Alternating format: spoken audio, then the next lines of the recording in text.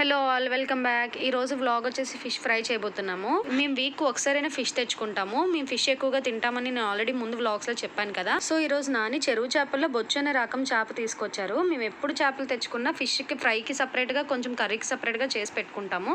So ఈ రోజు fry ఎలా చేయబోతున్నానో నేను మీకు చూపించేస్తాను.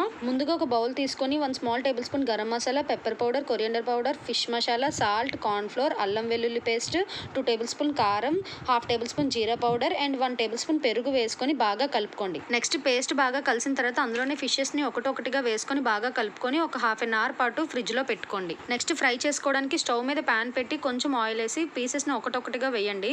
నేను ఇక్కడ డీప్ ఫ్రై చేయట్లేదండి, ప్యాన్ ఫ్రై మాత్రమే చేస్తున్నాను. ఎందుకంటే డీప్ ఫ్రై చేస్తే ఆయిల్ అనేది ఎక్కువగా వేస్ట్ అయిపోద్ది.